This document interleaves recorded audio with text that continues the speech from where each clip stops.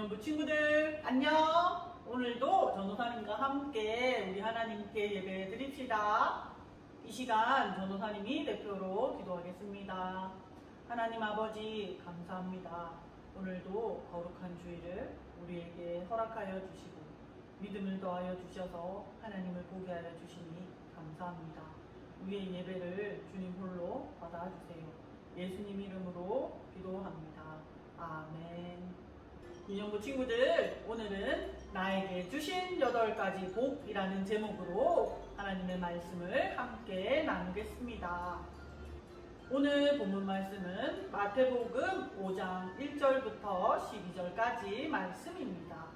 유년부 친구들, 우리 친구들은 복이라는 말을 들으면 어떤 생각이 드나요? 세상에서 말하는 복은 성공을 의미해요.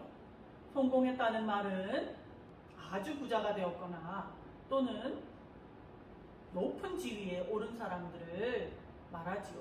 이런 사람들에게 복 받았다, 참 잘 살았다 라고 이야기해요. 하지만 이것은 세상이 말하는 복이랍니다. 우리 예수님께서는 복을 다르게 우리에게 설명해 주셨어요. 예수님께서는 8가지 복을 우리에게 말씀해 주셨는데 세상의 복과 완전히 다른 것이랍니다. 그렇다면 그 복은 어떠한 복인지 우리 함께 말씀으로 나누어 봅시다. 예수님께서 무리를 보시고 산 위에 올라 앉으셨어요. 제자들이 예수님 앞에 나와서 예수님의 말씀을 들었답니다. 이때 제자들은 12제자뿐만 아니라 예수님의 말씀을 따르고 쫓는 사람들이 포함되어 있어요. 예수님께서는 산 위에서 말씀을 가르쳐 주셨기 때문에 이것을 우리는 산상수훈이라고 한답니다. 예수님의 가르침을 우리 가까이에서 한번 살펴볼까요? 네, 예수님께서 가르쳐 주신 8가지 복이 다 나와 있네요. 이 말씀들을 자세히 보면 똑같은 말이 각 구절마다 나와 있는 것을 볼 수 있어요. 전도사님이 밑줄을 그어놨는데 잘 보이나요? 네, 복이 있나니 라는 말이 8번 나오지요. 맞아요. 이렇게 우리 예수님께서는 8가지 복을 한 가지씩 나열하며 제자들에게 설명해 주셨답니다. 우리도 함께 살펴봅시다. 그 첫 번째는 바로 심령이 가난한 자는 복이 있나니 천국이 저희의 것이미요 라고 말씀해 주셨습니다. 우리 친구들, 누가복음에서는 가난한 자는 복이 있나니 라고 말하고 있어요. 그런데 마태복음에서는 무엇이 가난한지 더 구체적으로 말하고 있지요. 바로 심령이 가난한 자는 이라고 더 구체적으로 설명하고 있습니다. 우리 친구들, 가난하다는 것은 무슨 뜻일까요? 가난하다는 것은 부유하지 않다는 것입니다. 넉넉하지 않고 부족하다는 것이지요. 쓸 것이 모자르고 필요한 것을 얻지 못할 때 가난하다라고 표현합니다. 그렇다면 심령이 가난하다는 것은 무엇을 의미할까요? 맞아요. 바로 죄로 인해 마음이 깨어지고 온전치 못하다는 것을 의미합니다. 죄로 인해서 자신의 마음이 온전하지 못하고 또 조각조각 나서 온전치 못한 상태, 그 상태를 심령이 가난하다라고 설명하고 있습니다. 그것을 깨닫는 사람은 복이 있나니 천국이 그들의 것이라고 예수님께서는 말씀해 주셨습니다. 많은 사람들이 자신의 마음이 죄로 인해 물들고 또 죄로 인해 온전치 못함을 깨닫지 못한 채 이 땅을 살아가고 있습니다. 하지만 자신의 마음이 얼룩지고 깨어지고 온전치 못함을 깨닫는 사람은 복이 있다고 예수님께서는 말씀해 주셨어요. 예수님을 믿는 사람들은 자신의 마음을 들여다볼 줄 알아요. 예수님을 믿는 사람은 자신의 심령이 온전치 않음을 알아요. 그렇기 때문에 더 예수님께 가까이 나아가는 것이지요. 이러한 사람들에게 예수님은 복이 있다고 말씀하시고 천국이 그들의 것이라고 설명해 주셨어요. 그리고 두 번째는 애통하는 자는 복이 있나니 위로를 받을 것이니요 라고 말씀해 주셨어요. 우리 친구들 왜 애통할까요?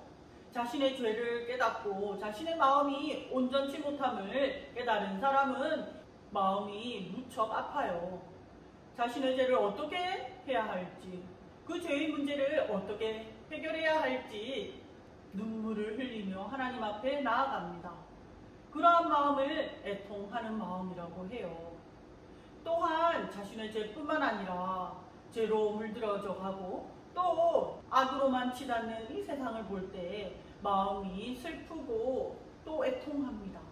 그러한 사람들에게도 복이 있다고 말씀하셨는데 그것은 왜일까요? 바로 그들이 위로를 받을 것이기 때문입니다.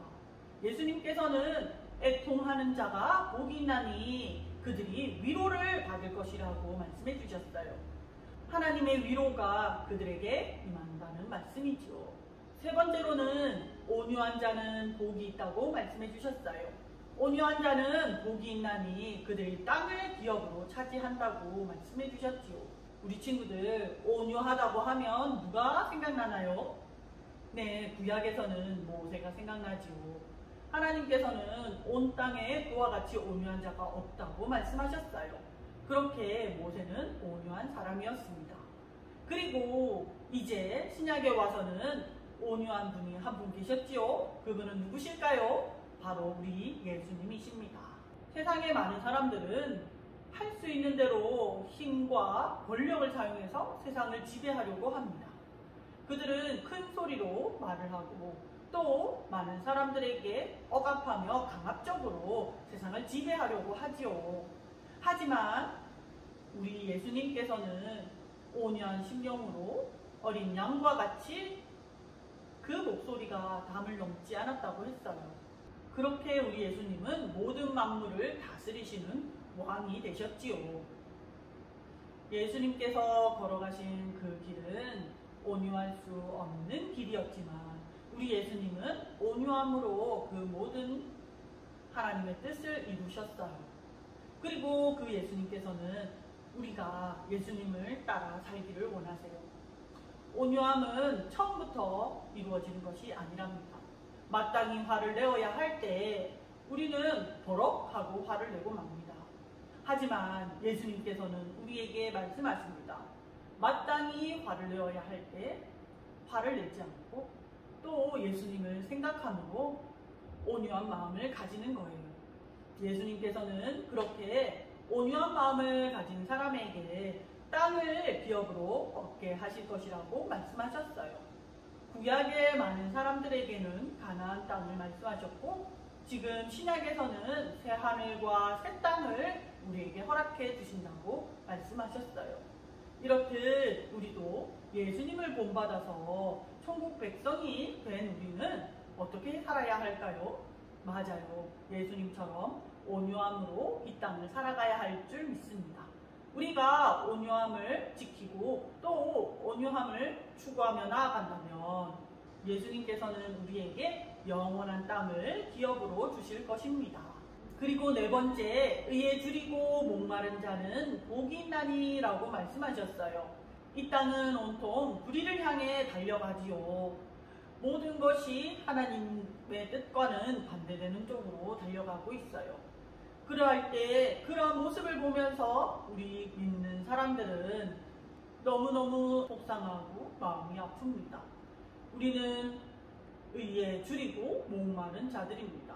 하나님의 뜻이 이 땅에 이루어지기를 간절히 기도하지만 여전히 세상은 그와 정반대로 달려가고 있지요.